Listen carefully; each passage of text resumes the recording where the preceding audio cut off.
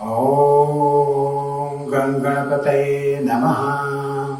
गिरीशं गणेशं गले नीलवर्णं गवेन्द्राधिरूढं गुणातीतरूपं भवं भास्वरं भस्मनाभूषिताङ्गं भवानी कलत्रं भजे पञ्चवक्त्रम्।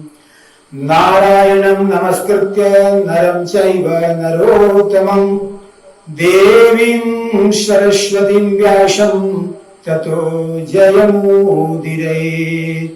ॐ नमो भगवते वासुदेवाय। ॐ नमः सर्वविघ्नविनायकेभ्यः। महाभारत के इस पुण्यमय सत्र में पिछले भाग में हम लोग जो इस महाभारत के पुण्य कथा आयुध धौम्य के शिष्यों के कथा चल रही थी। महाभारत का जो यह प्रारंभ होता है, महाभारत के जो प्रारंभ की जो कथा है, उसमें सर्वप्रथम जब राजा जन्मेजय अपने भाइयों के साथ बैठ करके यज्ञ कर रहे थे, उस यज्ञ में राजा जन्मेजय के 3 भाई हैं, श्रुतसेन, उग्रसेन और भीमसेन। अपने भाइयों के साथ ये दीर्घ काल तक चलने वाला एक यज्ञ कर रहे हैं। और उस यज्ञ में एक दिन एक कुत्ता आया और उस कुत्ते को देख करके कि यह कुत्ता कहीं कोई अनिष्ट न कर दे, और उस जन्मेजय के भाइयों ने उस कुत्ते को मारा। तो वह कुत्ता अपनी माँ के पास गया और माँ से बोला कि बिना अपराध के जन्मेजय के भाइयों ने मुझे मारा है। तो जो कुत्ता था उसका नाम सरमेय था, उसकी माता का नाम शर्मा था। वह शर्मा नाम की जो कुतिया राजा जन्मेजय के यज्ञ में गई और कहा कि मेरे पुत्र का जब कोई अपराध नहीं था तो आप लोगों ने इसे क्यों सजा दिया। लेकिन उसके जब प्रश्न के उत्तर किसी ने नहीं दिया, जिसके फलस्वरूप उसने श्राप दे दिया कि तुम्हारे ऊपर एक बहुत बड़ा भय आएगा, क्योंकि तूने निरपराध कुत्ते को मारा है, इसलिए उसके कारण तुम पर अचानक भय उपस्थित होगा। उसको सुन करके राजा घबरा गए और अपने गुरु के पास गए। उन्होंने सोमश्रवा को गुरु बनाया और उनसे उसके लिए पूजा पाठ करवाया, यज्ञ करवा के शांति करवाई। गुरु परंपरा में गुरु जब प्रसन्न हो जाता है तब सब क्लेश दूर हो जाते हैं, क्योंकि गुरु जो है शिष्य के पापों को काटता है। शिष्य से कोई अपराध बन गया तो गुरु का कर्तव्य होता है कि वह शिष्य के अपराध को दूर करे। आयुध धौम्य जो इसी गुरु परंपरा में आयुध धौम्य ऋषि हैं, इनके जो 3 प्रसिद्ध शिष्य हुए, जिनके हम लोग पिछले सत्र में इनके प्रसिद्ध शिष्य आरुणि की अद्भुत गुरु भक्ति की कथा श्रवण किया। और उसके बाद गुरु भक्त उपमन्यु की कथा का हम लोग श्रवण किया। तो उपमन्यु की कथा में आपने देखा कि जब उपमन्यु की आंखें भी चली गई और अश्वनी कुमार खुद आकर के दवा के रूप में पुआ प्रदान कर रहे हैं, तो उस पुआ को भी कहा कि जब तक मैं गुरु को निवेदित नहीं करूंगा तब तक पुआ नहीं खा सकता। अश्वनी कुमार ने यह भी कहा कि यह पुआ आपके गुरु खा गए थे, बिना अपने उपाध्याय को, अपने गुरु को निवेदित किए बिना ही खा गए थे, इसलिए आप इसको खा सकते हैं। लेकिन फिर भी उन्होंने कहा कि नहीं, मैं गुरु भक्ति के सूत्र से बंधा हूं और चाहे मेरी आंख आए चाहे नहीं आए, मैं अंधा ही रहूं, वो मंजूर है, लेकिन गुरु के प्रति अपराध मैं नहीं कर सकता। यह अद्भुत कथा कल हम लोगों ने श्रवण किया था। और आज उसी अयोध्या के जो प्रसिद्ध शिष्य है वेद, उनकी गुरु भक्ति की परीक्षा हुई कि अयोध्या ने उनको बैल के समान उन पर बोझा लादते थे, भारी भारी बोझा लादते थे और बोझा को लेकर के ढोते थे और उनके सहन शक्ति की परीक्षा करते थे। गुरुवर बहुत तरह की सहन शक्ति की परीक्षा करते थे। यह जो मेरा शिष्य है जीवन में सफल होगा, किस तरह से सफल होगा, क्योंकि जिसने अपने जीवन में जितना ही संघर्ष देखा है, जिसने समस्याओं से लड़ा है, वही जीवन में आगे बढ़ता है। इसलिए आयुध धौम्य अपने शिष्य वेद से कठिन श्रम करवाए हैं और उन सभी परीक्षा में वेद जो है पूर्णतः गुरु को बिना किसी प्रकार के गुरु के प्रति किसी भी प्रकार का कोई अपराध नहीं किया, न मन से, न तन से, न ध्यान से। हमेशा गुरु के चरणों में श्रद्धा ही रखा। सर्दी, गर्मी, भूख, प्यास सब कुछ बर्दाश्त किया और गुरु के चरणों में सदैव उनकी रति रही। इसलिए उन्होंने गुरु के आशीर्वाद से सर्वज्ञता प्राप्त कर ली और इस प्रकार वेद जो है बड़े महान वेदज्ञ बन गए, धर्मज्ञ बन गए और सर्वज्ञ बन गए। ये जो सर्वज्ञ हुए, अब इनके भी शिष्य परंपरा चली। तो इसमें ये अपने शिष्यों के प्रति बहुत उदार बुद्धि रखते थे, क्योंकि इनके जो शिष्य थे वह नहीं चाहते थे कि गुरुकुल में जो इनको कष्ट उठाना पड़ा था वह उनको स्मरण रहता था बराबर। इसका ध्यान रखते हुए वे कभी शिष्यों को कोई कठिन काम नहीं कराते थे। उनके एक बड़े प्रिय शिष्य थे जिनका नाम था उतंक। उतंक बड़े ही आचरणशील से समृद्ध और बड़े विद्वान, धर्मज्ञ और गुरु के प्रति समर्पित रहने वाले शिष्य थे और वेद के सभी घरेलू कार्य यही देखते थे। यह जो वेद है, वेद ने अपनी योग्यता के अनुसार अपने ये ब्रह्म विद्या को प्राप्त किया था और ये जो ब्रह्म विद्या प्राप्त वेद है, तो ये वेद को दो राजाओं ने अपना गुरु बनाया, अपना आचार्य बनाया, पुरोहित बनाया। उसमें राजा जन्मेजय और राजा पौष्य। इन दोनों राजाओं के पुरोहिती कर्म में वेद इतने व्यस्त हो गए कि आश्रम का कार्यभार अब इनसे नहीं देखा जा रहा था। तो अपने शिष्य उतंक को नियुक्त कर दिया, कहा कि मेरे अनुपस्थिति में आश्रम का सारा कार्यभार आपको देखना है। इस प्रकार उतंक ने बड़ी निष्ठा के साथ इनकी सेवा की और जब गुरु लौट करके आए, वेद लौट करके आए, तो उन्होंने कहा कि मैं तुम्हारी गुरु भक्ति से प्रसन्न हूं, अब तुम अपने घर जा सकते हो। उतंक ने कहा, महाराज मैंने सुन रखा है, गुरुदेव सुन रखा है हमने कि बिना गुरु को दक्षिणा दिए गुरु का जो विद्या होता है वह सिद्ध नहीं होती और उस विद्या का सदुपयोग नहीं होता। इसलिए हे गुरुवर, आप गुरु दक्षिणा के रूप में मुझसे कुछ मांग लीजिए। गुरु तो आप तो काम थे, वेद कुछ को कुछ मांगने की इच्छा नहीं थी। उन्होंने कहा कि अभी मेरी कोई इच्छा नहीं है, कुछ दिन और तुम ठहरो, जब इच्छा हो जाएगी तो बता दूंगा।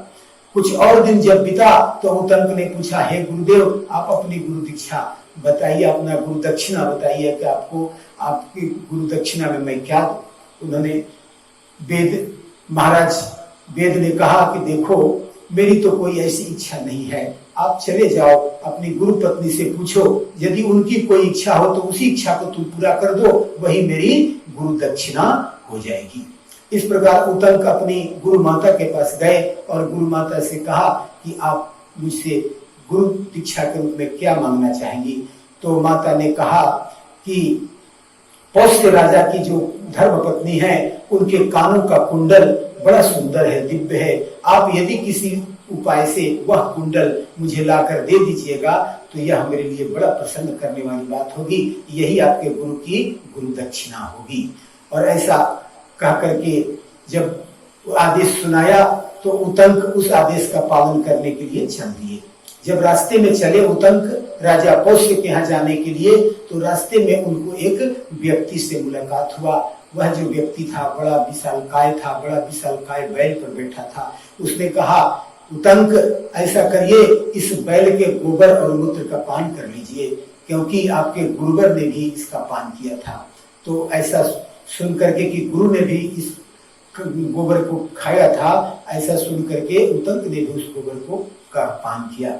वह जो था वह ऐरावत नाग थे और यह जो व्यक्ति थे वह इंद्र थे, जिन्होंने उस गोबर और मूत्र के रूप में उन्हें अमृत ही पिलाया था, क्योंकि इनको नागलोक में भी जाना पड़ेगा, ऐसा गुरु ने प्रबंध कर दिया था। गुरु वेद को पता था कि यह जो कुंडल लाना बड़ा कठिन है, इसलिए सारी व्यवस्था गुरु ने शिष्य के लिए पहले ही कर दी थी। जब वहां से उतंक आगे गए, राजा पौष्य के दरबार में पहुंचा और जाकर के निवेदित किया कि मुझे आपकी धर्म पत्नी का दोनों कुंडल चाहिए, वह मुझे गुरु दक्षिणा में देना है। राजा पौष्य ने कहा, आप चले जाइए महारानी के पास और अंतःपुर में जाकर के उनसे मांग लीजिए। राजा की आज्ञा अनुसार वह उतंक गए और जा करके नरनिवास में देखा तो वहां कहीं भी पौष्य राजा की महारानी दिखी नहीं। तो वह लौट करके आए, कहा कि आपकी महारानी कहीं दिखाई नहीं देती। राजा ने कहा, ये राजा कौशल कहते हैं कि मेरी जो पत्नी है वह बहुत ही नियम से रहने वाली धर्म पत्नी है और उसने पतिव्रत धर्म का पालन किया है और उसको कोई भी ऐसा पुरुष नहीं दे सकता जो उच्छृष्ट हो, जिसका मुख जूठा हो या किसी भी प्रकार से उसमें अपवित्रता आ गई हो, तो ऐसा पुरुष उसे नहीं देख सकता। इसलिए आप कहीं ना कहीं आपका लगता है अपवित्रता आपको आ गई है, आपने लगता है कि अच्छे तरह से आपने शुद्धता नहीं की है। उतंक कहते हैं, हाँ रास्ते में मैंने खड़े खड़े जल्दीबाजी में आचमन कर लिया था, इसलिए लगता है मैं अशुद्ध हूँ। तो उन्होंने कहा कि हाँ आचमन बैठ कर करना चाहिए और आचमन बिना किए हुए व्यक्ति अशुद्ध होता है। जब व्यक्ति यदि पानी पिए, खाना खाए, कुछ भी मुख में खाए तो पहले आचमन, उसके बाद आचमन करना चाहिए, क्योंकि बिना आचमन के व्यक्ति अशुद्ध रहता है। जैसे कोई नया वस्त्र पहने या स्नान करने के बाद भी कोई वस्त्र पहने तो वस्त्र पहनने के बाद आचमन करना आवश्यक होता है, नहीं तो व्यक्ति जूठा हो जाता है।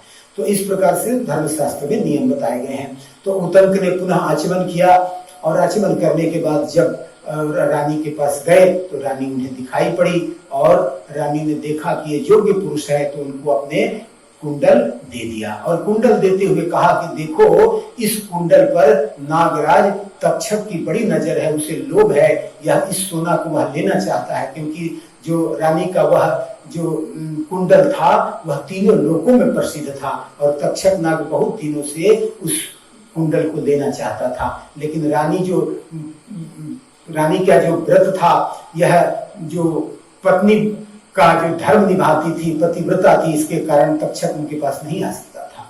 उतंक कहते हैं मेरे पास भी उतंक, ये जो नागराज है, यह तक्षक मेरे पास नहीं आ सकता, क्योंकि मेरे पास कभी अशुद्धि नहीं होती और जब मैं अशुद्ध नहीं होऊंगा उसको मौका नहीं मिलेगा। इस प्रकार उतंक जब ले करके सोना को गए और एक जगह सरोवर में के पास पहुंचे तो सोचा कि यहाँ स्नान ध्यान करके पूजा पाठ करके संध्या वंदना कर लूं, तो उन्होंने वहीं पर पृथ्वी पर कुंडल को रख दिया। धर्मशास्त्र में बताया गया है कि सोना को, शंख को, धार्मिक पुस्तक को, माला को पृथ्वी पर नहीं रखना चाहिए, क्योंकि इससे रखने से दोष लगता है और यही दोष उतंक से हो गया। जल्दीबाजी में सोना को पृथ्वी पर ही रख दिया, नीचे जमीन पर रख दिया और रख करके स्नान करने लगे। और जब स्नान करके आए तो उधर तक्षक नाग उनका वह जो कुंडल था लेकर के गायब हो गए। अब उस तक्षक के पीछे पड़ गए, पीछे दौड़े, उनको दौड़ते दौड़ते वह ऐसा हुआ कि वह नागलोक तक उनका पीछा किए। जब नागलोक में गए तो वहां उन्होंने बड़ा ही अलौकिक दृश्य देखा।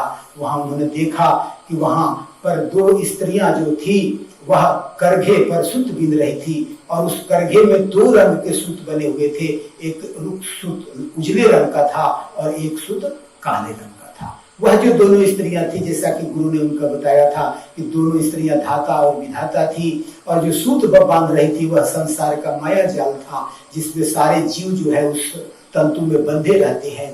और फिर उन्होंने देखा कि 12 आरों वाला एक जो चक्र चल रहा था और वह जो चक्र था वह 12 महीना था, संवत्सर साल का जो 12 महीना होते हैं और उसमें 6 ऋतुओं के रूप में उसने देखा कि 6 राजकुमार उन चक्रों को खींच रहे थे, चला रहे थे।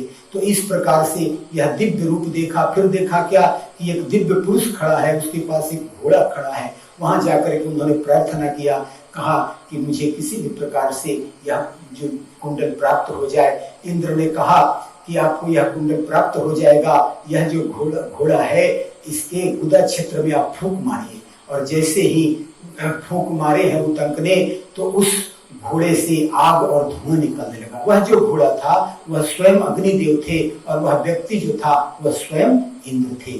और इस प्रकार जब अग्नि और धुआं वहां प्रकट होने लगा तो सबको को आग से बड़ा भय लगता है और सब भयभीत हो गए। और तब जाकर के तक्षक नाग ने उन्हें जो वह कुंडल था उनको ला करके समर्पित कर दिया। तो इस प्रकार से वह जो कुंडल था उन्हें प्राप्त हो गया। और कुंडल जब ले लिया तो देखा, कहा कि आज तो चौथा दिन है और गुरु माता ने कहा था कि आज के चौथा दिन मेरा पुण्यक व्रत है और इस व्रत के दिन मुझे वह कुंडल पहन के ही वह ब्राह्मणों को भोज कराना है। तो आज चौथे दिन हम कैसे पहुंचेंगे, इतना दूर है। इंद्र ने कहा इस घोड़े पर बैठ जाओ, एक क्षण में ही आप अपनी गुरु माता के पास पहुंच जाओगे। और इधर गुरु माता को बड़ा क्रोध आ रहा है कि शिष्य अभी तक आया नहीं, और वह श्राप ही देना चाहती है। तब तक कि उतंक वहां पहुंच गए और कुंडल उनको समर्पित किया। और कुंडल देने के बाद तब रानी ने उस कुंडल को धारण किया और धारण करके ब्राह्मणों को भोजन कराया। गुरु भी बड़े प्रसन्न हो गए और उनको सारे रहस्य भी बताए, और रहस्य बताने के बाद उनको कहा कि अब तुम्हारी विद्या सिद्ध हो जाएगी, अब तुम जाओ, मेरी गुरु दीक्षा भी, गुरु दक्षिणा भी प्राप्त हो गई। और इस प्रकार गुरु प्रसन्न हो गए। तो इस प्रकार यह जो उतंक की जो कथा है, इसमें उतंक को जब लेकिन उतंक के मन में यह बड़ा क्रोध आया कि यह जो घटना मेरे साथ घटी है, जिसमें यह जो सर्प है तक्षक राज, मुझे बड़ा परेशान किया है। यह जो कथा है इसमें बहुत कठिनाई हुई है, इसमें सर्प के पास पहुंचने के लिए और बड़ा उद्योग करना पड़ा है, बड़ा कठिन तपस्या करना पड़ा है। इसलिए बड़ा गुस्सा हो गए उतंक। कहा कि यह जो नागराज तक्षक है इसको दंड मिलना चाहिए। इसके लिए वह राजा जन्मेजय के पास गए और जन्मेजय के पास जाकर के उन्होंने कहा कि यह जो है यह जो तक्षक नाग है यह आपका अपराधी है, और तक्षक नाग का नाश करने के लिए आप सर्प यज्ञ करवाइए। सर्प आपके यह जो तक्षक नाग ही आपके पिता को मारने के लिए अपराधी है। कहा कैसे? जन्मेजय पूछते हैं कि कैसे अपराधी है? कहा देखिए, आपके पिता को जब श्राप मिला था कि आज की 7वें दिन बाद तक्षक नाग काटेगा, तो तक्षक नाग से बचाने के लिए, तक्षक नाग के विष से बचाने के लिए एक बड़े ही सिद्ध और महात्मा जो काश्यप नाम से प्रसिद्ध थे, वह आ रहे थे आपके पिताजी को बचाने के लिए। और यह जो तक्षक नाग था बीच में ही उनको रोक लिया और रोक करके धन दे करके उनको मना कर दिया कि आप मत जाइए, उनको मत बचाइए। और इस प्रकार से उनको विरत कर दिया इस कार्य के लिए। यदि वह काश्यप महात्मा आ जाते तो आपके मरे हुए पिता को भी जिलाने का क्षमता उनके पास था। इसलिए यह जो तक्षक नाग है वह योजनाबद्ध प्लानिंग से आपके पिता का वध किया है। इसलिए आप सर्प यज्ञ करिए और सर्प यज्ञ के माध्यम से आप इनको सजा दीजिए। और इस प्रकार से जन्मेजय को ये बात कही। तो इस प्रकार जो है यह जो कथा यहाँ से सब जन्मेजय के सर्प यज्ञ का जो प्रारंभ हुआ, उसी में यह जो महाभारत की जो कथा है, इस महाभारत कथा का प्रारंभ हुआ था। क्योंकि उसी जो सर्प यज्ञ के अंतर्गत ही व्यास जी आए थे, उनके शिष्य वैशंपायन जी आए थे। और जब जन्मेजय ने कहा कि मैं अपने पूर्वजों का इतिहास जानना चाहता हूँ, तो वैशंपायन जी ने उनको संपूर्ण व्यास जी की आज्ञा से महाभारत सुनाई, जिसमें यह भरतवंशियों के वंश का जो वर्णन है, भरतवंशियों के वंश का संपूर्ण वर्णन होने के कारण और भरतवंशियों के महान जन्म के वर्णन के कारण इसे महाभारत का नाम दिया गया। और यह महाभारत जो है वैशंपायन जी जन्मेजय को सुना रहे हैं।